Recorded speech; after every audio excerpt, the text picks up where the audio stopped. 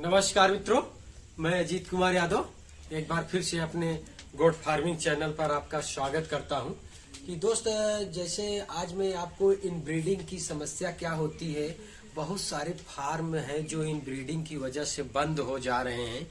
तो ये फार्म पर क्या प्रभाव पड़ता है, इनब्रीडिंग होता क्या है, इसके विषय में मैं आज आपको बताऊंगा।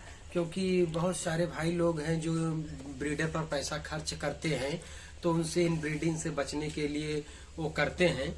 तो इनब्रीडिंग से बगैर पैसा खर्च किए ही बचा जा सकता है, अगर आपको तरीका मालूम हो। तो चलिए आज मैं आपको बताऊंगा इस वीडियो के माध्यम से कि इनब्रीडिंग से कैसे हमें बचना है, कैसे इनब्रीडिंग होती है, इसमें सारी क्या समस्याएं आती हैं। अगर आप इनब्रीडिंग कराते हैं तो इसमें क्या समस्याएं आपको आएंगी, आपके फार्म पर क्या क्या समस्या देखने को मिलेंगी, ये सारी चीजें आज मैं इस वीडियो में बताऊंगा आपको कि आपको इनब्रीडिंग से कैसे बचना है और क्यों जरूरी है बचना। तो चलिए देरी न करते हुए मैं वीडियो को स्टार्ट करता हूं। उसके पहले मैं आपको अपना फार्म दिखा दूं कि एक भाई कमेंट किए हुए थे कि आपके पास बकरियां बहुत कम हैं, लेकिन आप बताते हैं कि वीडियो में 70-75 की संख्या में बकरियां हैं, लेकिन बकरियां आपके पास कम हैं। तो मैं आपको एक बार अपना फार्म दिखा दूं। जैसे इधर से आके दिखाइए, ये सारी बकरियां हमारी शाम का इनका भोजन हो गया है। ये देख लीजिए आप, सारी बकरियां यहाँ से लेकर, और यहाँ अंदर भी मैं पार्टीशन बना रहा था, जो मैं ये अंदर का एरिया बनाया हुआ है इसमें भी पार्टीशन बना दिया हूँ। अभी खाने का इनका जो बर्तन मैं बनाया हूँ वो तैयार नहीं किया हूँ। जरा इधर पास से आके दिखाइए। जैसे आप देख सकते हैं ये सारी बकरियां यहाँ से लेके वहां तक, पीछे तक बकरियां हैं।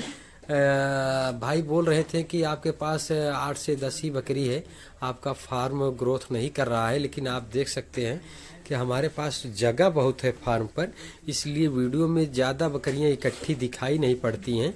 बकरियां दूर दूर रहती हैं, बाहर रहती हैं, तो इसलिए आपको दिखाई नहीं पड़ती हैं। तो आप बोलते हो कि फार्म पर बकरियां कम हैं। तो चलिए, ये तो बात की बात है।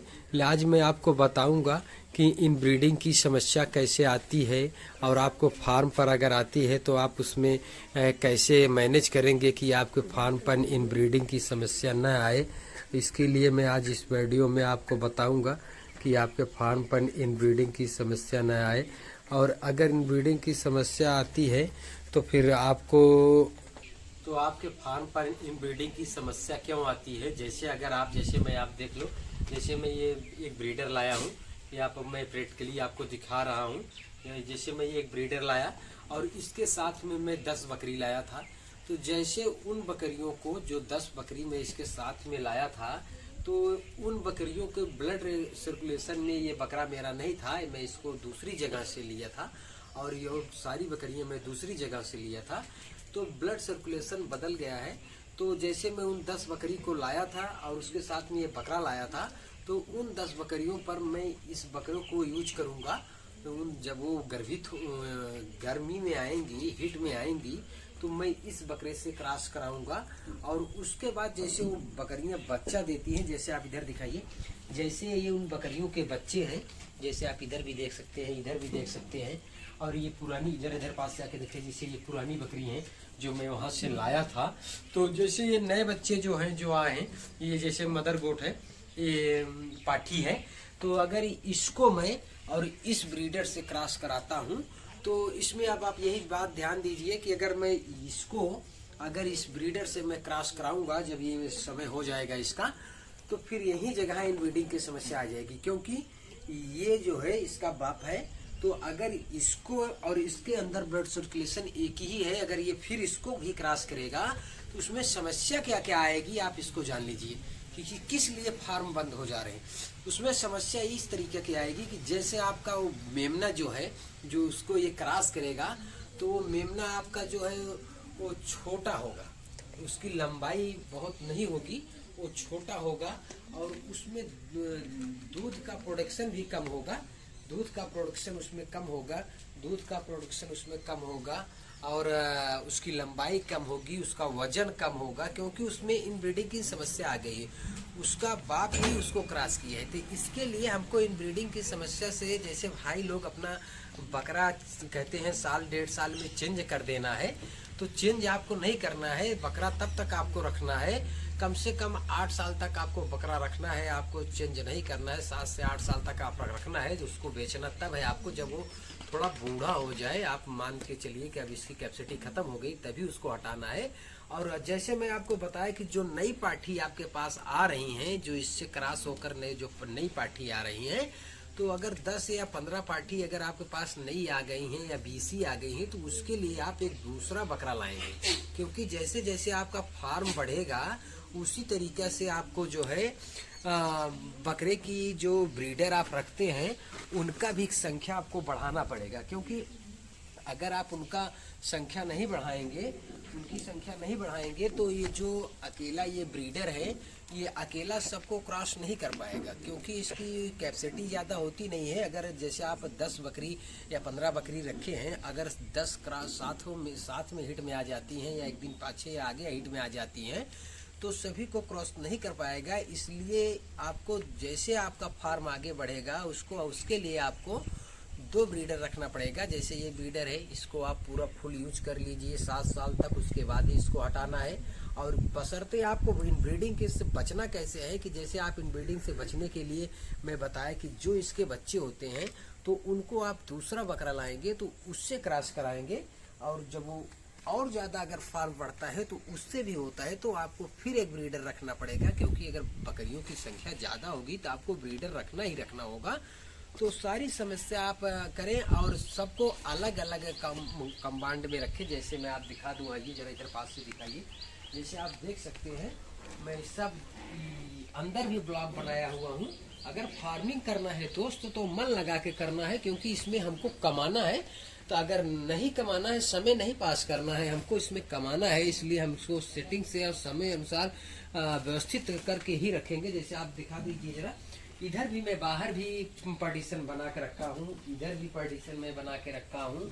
अब जैसे ये पाठी हुई है, आप देख ही सकते हैं, हम खुद ही डबल, जैसे वो मेरा बर्बरी नस्ल का ओरिजिनल है, तो जैसे ये पाठी हुई है हमारी बर्बरी की है, तो इसको मैं ये ब्लैक बंगाल का बकरा मैं एक और रखा हूँ। जरा पास से आके दिखाइए, जरा पास से आके दिखाइए। ये ब्लैक बंगाल का बकरा है, इसको मैं रखा हूँ। इसको मैं अभी इसको मैं इससे क्रॉस कराऊंगा।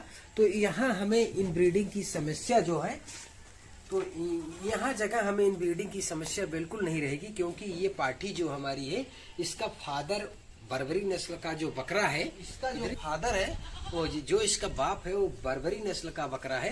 अब हम इससे क्रॉस कराएंगे, थोड़ा क्रॉस में बच्चा आएगा, लेकिन उससे कोई दिक्कत नहीं है हमको। अब इससे मैं ब्लैक बंगाल से उससे क्रॉस कराऊंगा तो उसका बच्चा के जो आएगा हाइट भी बढ़िया होगा और इस बकरी में दूध भी रहेगा। अब इसका मैं प्रैक्टिकली जो किया हूँ करा के, मैं इसका बच्चा भी आया हुआ है, मैं आपको अपने फार्म पर दिखा भी रहा हूँ। तो जरा आधे पास से आके दिखाइए। जैसे आप देख सकते हैं ये क्रॉस ब्रीड का बच्चा है हमारा, फादर इसका ये है। अब जैसे आप देख सकते हैं ये क्रॉस ब्रीड का बच्चा है और 3 महीने का बच्चा है। जरा दिखाइए, 3 महीने का बच्चा है ये। और इसका फादर आप देख सकते हैं ये है, इसका बाप है ये ब्लैक बंगाल। इधर दिखाइए जरा, इधर ये जो है ब्लैक बंगाल का बोका है हमारा, ये इसका फादर है। और इसकी माँ जो है बर्बरी नस्ल की है। तो यहाँ हमें इन ब्रीडिंग की समस्या बिल्कुल खत्म हो गई है। तो इसी तरीके से अगर आप अपने फार्म पर देख रेख में करते हैं तो आपको इन ब्रीडिंग की समस्या नहीं आएगी। अब यहाँ एक प्रश्न और उठता है, अगर आप चराई के लिए बकरियां भेज रहे हैं तो आप तो यहाँ फार्म पर पार्टीशन बाई पार्टीशन बनाकर सभी को सेल में रखते हैं, अलग अलग रखते हैं, तो यहाँ एक दूसरे को कोई क्रॉस नहीं कर पाएगा। जो बकरा आप छोड़ेंगे वही क्रॉस करेगा। अगर जैसे बकरियां बाहर चराई के लिए जा रही हैं तो वहाँ फिर से अगर बकरी वहाँ हिट में आ गई तो फिर वहाँ आपको समस्या हो जाएगी। तो वहाँ सबसे पहले आपको करना क्या है, उसका पैर बांध के चराई के लिए ले जाना है। अगर नहीं बांध सकते हैं तो उसके पेट में यहाँ से ऐसे बोरा लटका देना है, ताकि जब भी अगर बकरी वहां पर हिट में आती है तो जब बकरा क्रॉस करने की कोशिश करेगा तो जो पर्दा लगाए हुए हैं आप बकरी और बकरी के बीच में वो आ जाएगा, तो बकरी क्रॉस नहीं कर पाएगा। फिर वो आपको फार्म पर जब बकरियां चराई करके वापस लाते हैं तो आप जब वहां आएंगे तो फिर आप जिस ब्रीडर को छोड़ना चाहेंगे तो आप उस ब्रीडर को अगर छोड़ देते हैं तो आपको इन ब्रीडिंग की समस्या नहीं आएगी। फार्म कहीं ना कहीं दोस्त इन ब्रीडिंग की वजह से भी बंद हो जाते हैं, क्योंकि अगर यही सब लोग जान नहीं। फार्म इसी वजह से लोग बंद हो जाते हैं, जैसे इनब्रीडिंग की समस्या होती है, इनब्रीडिंग में ग्रोथ नहीं होता है, बार बार वही बकरा अपने पाठी को क्रॉस करता है, उसी की बच्ची से क्रॉस होती है, तो उसमें दूध कम हो जाता है, बकरी एकदम छोटी रह जाती है, बच्चा भी ग्रोथ नहीं करेगा बढ़िया से। तो ये सब सारी समस्याएं आएंगी तो आपका फार्म बिल्कुल बंद की कगार पर चढ़ जाएगा। बार बार लोग बोलते हैं कि हमारा फार्म, हमारे बकरा हो या बकरी हो ग्रोथ नहीं कर रहे हैं, वजन नहीं पकड़ रहे हैं, तो उसमें कहीं ना कहीं इनब्रीडिंग की समस्या भी शामिल है। और ग्रोथ न करने में आपका जो कंप्लीट आहार बनाकर आप देते हैं उसमें भी आप कहीं ना कहीं कुछ न कुछ कमी रखते हैं। तो बहुत सारी चीज़ें हैं ग्रोथ करने में, लेकिन उसमें इनब्रीडिंग की समस्या भी शामिल है। तो आप अगर ऐसा करते हैं जी कि जैसा मैं बताया हूं, अगर आप इस तरीक़े से अपना बकरी फार्म चलाते हैं तो आपको इनब्रीडिंग की समस्या नहीं आएगी, और इनब्रीडिंग की समस्या आने भी नहीं देना चाहिए फार्म पर। अगर इनब्रीडिंग की समस्या आएगी तो बकरियों की ह्यूमिडिटी पावर घटेगी और बकरियां बीमार पड़ेंगी, आप परेशान होते रहेंगे और आपका अपना फार्म बंद हो जाएगा। तो दोस्त मैं ज़्यादा